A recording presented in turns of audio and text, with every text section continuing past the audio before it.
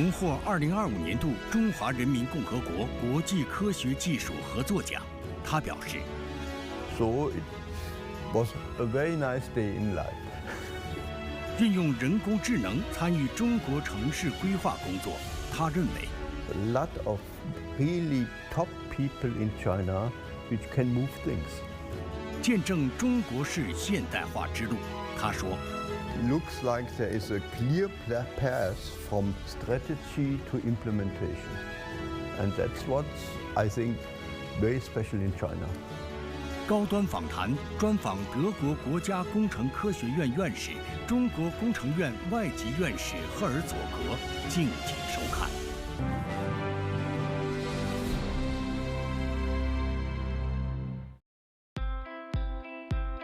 2026年7月8日，中国国家科学技术奖励大会在人民大会堂举行。德国科学家赫尔佐格荣获2025年度中国国际科学技术合作奖，这是中国授予外国科学家的最高科学荣誉。赫尔佐格是德国的人工智能专家。1985年，他创立了首个德国人工智能研发中心，领导了德国第一支人工智能团队。1993年开始，他在德国不来梅大学担任人工智能教授，期间创立欧洲首个将人工智能技术和4G、可穿戴计算等先进通信技术结合并开发创新应用的科研机构。作为人工智能领域的开拓者和领军人物，赫尔佐格被德国联邦教育与研究部和德国国家信息学会评为德国人工智能历史10大最具影响人物。2014年，赫尔佐格受邀来到中国，投身于中国人工智能与城市规划交叉学科的创新建设。自2015年起，他担任长三角城市群智能规划协同创新中心首席科学家，为智能规划理论体系建设和中德交流合作做出了卓越贡献。Professor Herzog, thank you so much for joining us on Leaders Talk. We really appreciate your appearance here. Oh, it's my pleasure to be here. Thank you. Professor, congratulations on your receiving the China International Science and Technology Cooperation Award. Could you share with us what you felt about accepting the award in the Great Hall of the People? In the first place, I would say I consider this to be a team award. It's not a personal award, right? It's really, without teams, there would be no award, right? And that I have told also my team many, many times. It was a very impressive event, of course. It was very impressive to listen to the talk to President Xi Jinping, right? And so it was a very nice day in life. Yes, President Xi Jinping gave a speech at a conference. Which of his ideas about science and technology left the most impression to you? I think the most important part, really, at least for me, was the responsible use of AI, right? Which is really a very, very important thing to do, right? And we are not there yet. China's 15th five-year plan put a lot of focus on science and technology innovation, and also a lot of attentions on the top-tier talents cultivation. So how do you feel like this policy will drive or energize the China's tech progress? Of course, you need talents to get progress, right? You need talents in research, you need entrepreneurs, right? You need engineers, right? And then a country will make progress. So looking at talents in the first place is certainly a very, very good first step, because without research, a lot of innovations wouldn't be possible. I knew that you won the Magnolia Silver Award and submit dozens of advisory reports on AI reform and AI management. What drives you to be so deeply interacted with advancement of AI in China? A very interesting question, but I'm a researcher, right? And I'm interested to promote research, right? And to promote the research, of course, in the direction where I feel it would be useful. And as a researcher, if I'm asked what do you think about that and that? I give a reply. Sometimes, no, certainly not, but sometimes it's hard work because you would like to give well-founded advice. I was telling somebody, I never worked in my life. I always had hobbies. 在中国工作10多年来，赫尔佐格深度参与中国的人工智能发展与城市规划。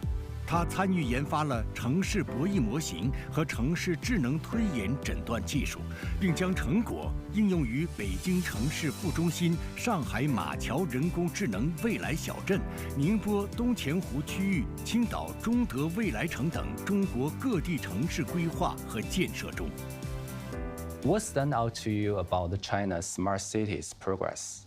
Even during those 11 years, I noticed quite some progress there, of course. I even experienced when close where we lived, an urban village was torn down, right? And it was rebuilt with modern buildings, high-rises, of course. Yeah. The most exciting thing I noticed there was they had to build a new road where the old village was, right? And this road had 4 lanes, plus the bike lanes, plus pedestrian lanes, and they put lampposts there and trees and everything. Was about 400 meters long, and they did it within 2 weeks. And that really impressed me. But I'm always telling that people in Germany, right, when they ask me, what about China's speed? So I tell them that example. Yes, like for future cities, how will the future smart cities be designed and managed with the artificial intelligence assistance? Maybe the jury is still out on that one because AI develops more and more, and there are more applications for the governance of cities and, of course, how to develop them to make that feasible. For instance, today you still don't know whether autonomous cars, right, will really change the city. But it's pretty clear that there will be a change. So what you need to do is to use AI tools to do some prediction. What would happen? You calculate scenarios, really carry them through, so you could even now make a concept for a city or part of a city which really would then make it possible to cover at least the middle way. In China, we aim at not implementing smart cities. We aim at implementing intelligent cities. Because smart would mean, for instance, you have a smart administration, right? And everything is good there. But intelligent city would mean you develop a concept for a city where the life is more livable for the people, which supports more the people, right, in their daily life and makes it livable than just, let's say, an administration. You have been mentioned that everything that China plans to implement is so fast. It's very at a high speed, which turns the policy into tangible enforcement. According to your own words, you said that when something aligns with strategy in China, it really gets implemented. So that's a very striking observation. So what specific projects or experience makes you to think like that? If you have a 5-year plan, right, it just lays out the strategy. And it's not clear yet how to implement it. But then the system is that the strategy will go to the provinces and from there to the cities. And obviously the mayors get the power and the money then to implement what's written in the 5-year plan. And that's a big difference, right? You could give them just the power but not the money, or the money and not the power, and then nothing would happen. But it looks like there is a clear path from strategy to implementation. And that's what's, I think, very special in China. Professor Herzog, if you had a chance to design your most ideal intelligent city from scratch, what would it look like, and what we want people to experience there? I think it would be very interesting to make the cities livable. So you could, for instance, walk through the city and really reach every important building you want to go to within 15 minutes, so-called 15-minute cities.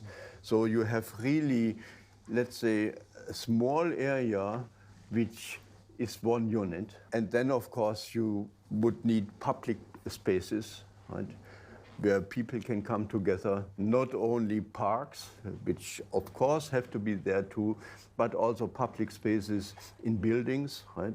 So people can build up communities. Because what I noticed in those high-rises, people don't talk to each other anymore. Whereas in the urban village, I experienced in the beginning of my stay here, people were talking to each other all day. Yeah, it's like a community that people shared everything, like where we know each other. It's like the old neighborhood shape. Sure, and that should come again, I think. That would be very important. Professor Herzog, we prepared today a very interesting AI tool. It's a Chinese AI tool that can turn the text into video. So maybe we can try that, put into some text the prompts and let it generate the video that what the intelligent city looks like in the future. I can try it. It's very simple. Just put some text, describe, Okay. like in details, what's your ideal intelligent city, or what will look like in the future? As I mentioned, a city, the district should be part of a 15-minute city, should be resilient, and it should make life better for all people there. Let's see whether it can do anything with that. Let's try. I think so. We just need to press button here. 15 seconds, very short. So how close to your vision of the future intelligent city? I think the first pictures were quite close, right? You have a lot of greenery here, right? And maybe also public space. There's a lot of public space. You can reach everything, not your working place, presumably here. 15 minutes distance, like Should make, should make life better for all people. You mentioned you prefer Chinese cities that combine modernization with a bit of ancient heritage. I'm really torn between modern housing and traditional housing, right? But I really want not to, of course, want to have all the benefits of our daily life, right? Independently. Of course, there are the Chinese houses, depending on the city, of course, they have very interesting concepts, right?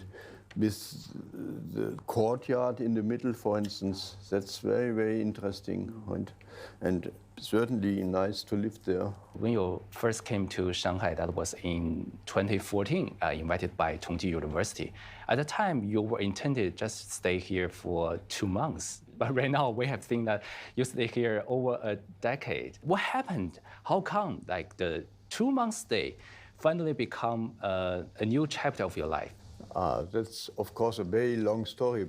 This was not the first time I was to China in 2014. And at the same point in time, I, as a member of the National German Academy of Science and Engineering, I was responsible for international relations. And I proposed to build up relations with BRICS countries, and that's what we did. And it worked out very well with China. And we really did each year a conference, one in China, one in Germany. And then Professor Wu Chi-Chang, he invited me for 2 months. And I came here, right? And I liked the place, I liked the work, right? And so it was a slow and a long process, right? not just a sudden, I come here and I stay here. Every time I arrive at the airport, I enjoy hearing Chinese. So I feel almost at home, so to say. My second home in Shanghai. Was something about life in China surprised you the most? Like, has China changed you in any way? Somehow you have to adapt to the local culture, of course, or to Chinese culture. And it's very different to work in a scientific environment in Europe in contrast to China. People communicate in very different ways with each other. As some foreigner coming to China, you have to adapt. Professor, you have clearly grown some connection with Chinese culture, although you are so modest that you don't know it very well. Based on your knowledge about Chinese culture, what resonates with you most? Which part? I think it's really the politeness of the people. People in daily life, right? They are very polite to each other. In Germany, people would talk to each other in much more direct way, right? But here it's smoothed out, but still that. So it's a very good way of living together in a big community. Do you think this is really based on the long history of China, that we got a lot of heritage of this culture? I think so, sure. It's really a very important part of your culture, I think, right? And that's what's, by the way, what makes learning Chinese so difficult, because you would express the same thing in very many different ways, depending on the situation. Right, depending on your emotion and and to whom you are talking to, and so on and so on. Even like the simple word "you." We use different ways to express you. Like if you are older than me, right? I should use 您. Younger brother, elder brother, and so on, even there. You know, your German name is Herzog. The pronunciation in Chinese is really similar to 合作哥. You knew that, right? Yes. So your colleagues call you 合作哥 as well in daily life. Yeah, some of them. Do you know what's the meaning of 合作哥? Yeah, sure. It's like a brother cooperation. It's very positive comments for you. Actually, that's what you have been done for those years in China. You have taught and mentored hundreds of students in China's university and work closely with Chinese academic experts. What qualities stand out to you most about Chinese young researchers and scientists? What I'm noticing is that they are working much harder than students, for instance, in Germany. There is a huge amount of tech talents, because an engineer is still, let's say, something many people want to become, right? And when you have so many young people who are really working in tech, right? Be it in research or in the implementation in companies, there got to be at least 10% top people everywhere, right? And that's the advantage, of course. You have a lot of really top people in China which can move things. They can really change things. They can change things, of course. You work closely together with the academic teams, your students, to making progress in your projects. From your perspective, any project that left you the most impression so far? Of course, it was a big project I was doing during the last 3 years. But I think almost all projects I did here are very remarkable compared with projects which I would have done in Europe, in Germany. On the one hand, it was much easier to get projects here than in Germany, for instance. And then there was a very strong connection between research and implementing, for instance, urban plans in reality. We really are going out and develop urban plans, concepts for urban plans with cities, and that's very interesting. That I haven't done before. 7月20日，2026世界人工智能大会暨人工智能全球治理高级别会议在上海圆满落下帷幕。来自100多个国家和国际组织的官方代表、产学研界嘉宾等齐聚黄浦江畔，共同探讨如何促进全球人工智能向善普惠发展。赫尔佐格就是其中之一。The 2026 World Artificial Intelligence Conference, the theme of this conference is AI Partnership for a Brighter Future. What's your take on this theme? I think that's a very good theme, because we are really at a time where AI will not be just something we are playing with when we have enough time, but something which will grow into our daily lives. So we really have to prepare for the future and how to use AI in the future. And like President Xi Jinping has put forward the principle of putting people first and promoting AI for good, emphasizing that AI development should always serve humanity. So what is your take on this principle? Throughout my life, I have tried to build, let's say, AI systems which help people, right? So I think that's perfectly in line what I have done all my life, and I would really support that fully. Actually, artificial intelligence has become a key arena. Its advancements heavily rely on the collaboration. So how do you see the balance between the cooperation and competition? I think it's especially critical in AI.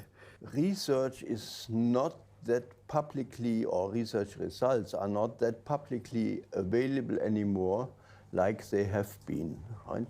But I think research really has to be founded on international collaboration, right?